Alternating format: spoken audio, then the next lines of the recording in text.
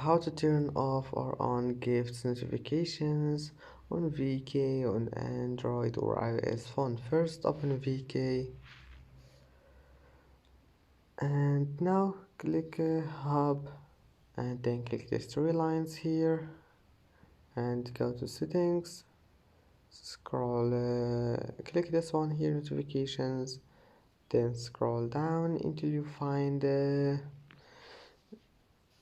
find here this one, gifts, and that's it. You can turn it off or on and then just go back, and I hope that can help you.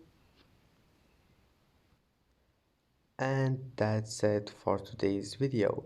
If you like this video, please don't forget to like and don't forget to subscribe, and thank you for watching this video until the end, and see you in the next video.